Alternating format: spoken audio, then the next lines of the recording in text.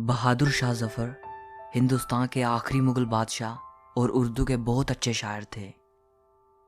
इनकी बहुत सी गज़लें गमगीन जज्बातों से भरी पड़ी हैं।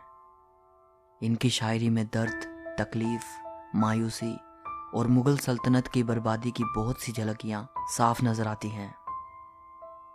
ज़फ़र साहब एक वतन परस्त शायर थे। 1857 में आज़ादी की पहली लड़ाई के बाद जब ज़फ़र साहब को गिरफ्तार कर लिया गया तो किसी उर्दू जानने वाले अंग्रेज अफसर ने उन पर तंज कसते हुए कहा, दम में दम नहीं अब खैर मांगो जान की, ए ज़फ़र अब मयान हो चुकी है शमशीर हिंदुस्तान की। इसके जवाब में ज़फ़र साहब ने कहा, हिंदियों में बू रहेगी जब तलक ईमान की, तख्ते लंदन तक चलेगी तेग हिंदुस्तान की। दोस्तों, ज़फ़र साहब अपने मुल्क से बेहद मोहब्बत करते थे। इसकी एक और मिसाल आपको इस वीडियो के आखिरी शेर में मिल जाएगी। उम्मीद करता हूँ कि ज़फ़र साहब के ये 10 बेहतरीन अशार आपको बहुत पसंद आएंगे।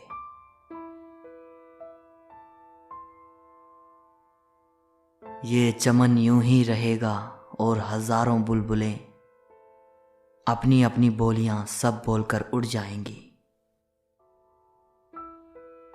दुनिया के इस चमन से हर एक जीव, हर एक इंसान अपनी अपनी ज़िंदगी पूरी होने पर यहाँ से चला जाएगा, लेकिन इस चमन की रौनक हमेशा ऐसी ही बनी रहेगी।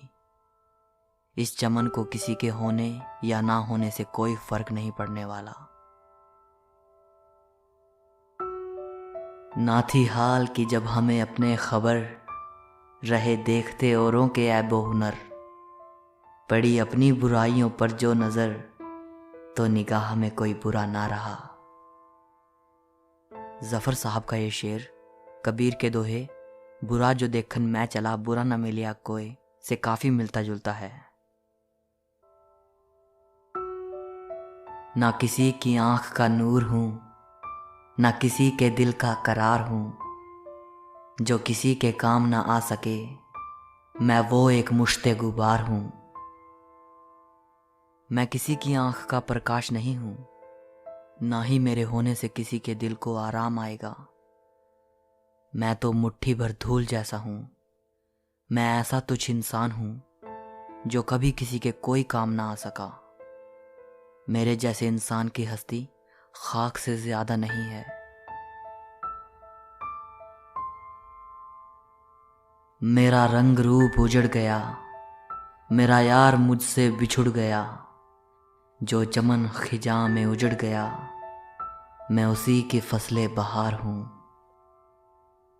मेरा रंग रूप उजड़ गया है क्योंकि मेरा दोस्त मुझसे जुदा हो गया है।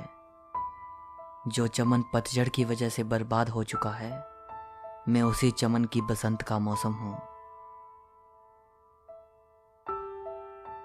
ना तो मैं किसी का हबीब हूँ, ना तो मैं किसी का रकीब हूँ, जो बिगड़ गया वो नसीब हूँ, जो उजड़ गया वो तैयार हूँ।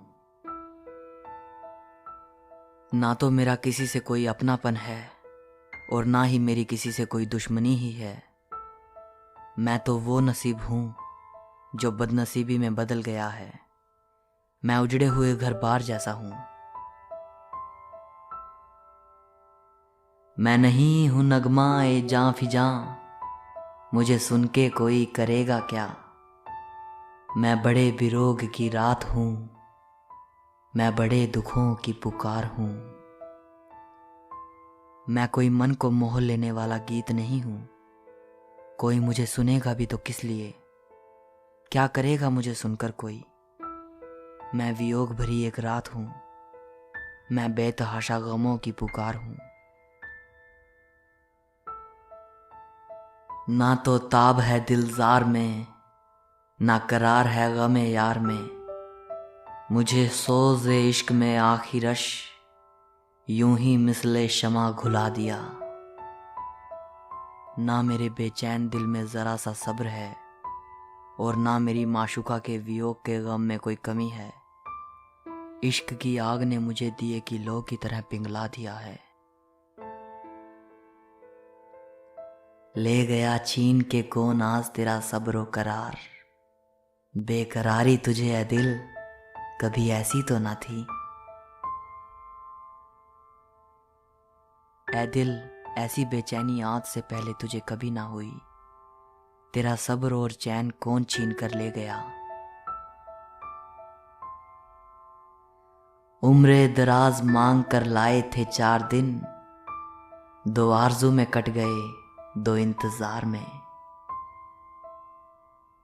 4 दिन की जिंदगी दी थी कुदरत ने हमें, 2 दिन तो ख्वाहिशों में ही गुजर गए, रहे 2 दिन उन ख्वाहिशों के मुकम्मल होने में।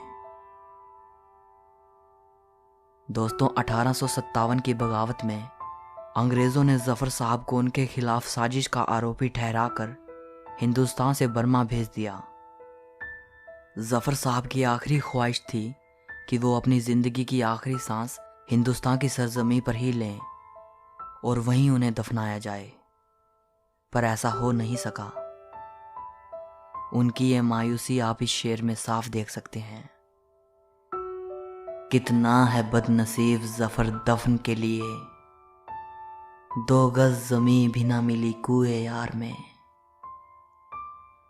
यहाँ ज़फ़र साहब अपने वतन को कुए यार यानी अपनी महबूबा कह रहे हैं। फरमाते हैं कि ऐ ज़फ़र तू कितना बदनसीब रहा, तुझे दफन होने के लिए अपनी महबूबा की गली में 2 गज ज़मीं भी ना मिल सकी। ज़फ़र साहब जैसे बहुत कम बादशाह होते हैं जो अपने मुल्क से महबूबा की तरह मोहब्बत करते हों। उन्होंने बर्मा के रंगून शहर की जेल में आखिरी सांस ली। शायद उस वक्त उनके लबों पे उनका ये शेर ज़रूर रहा होगा।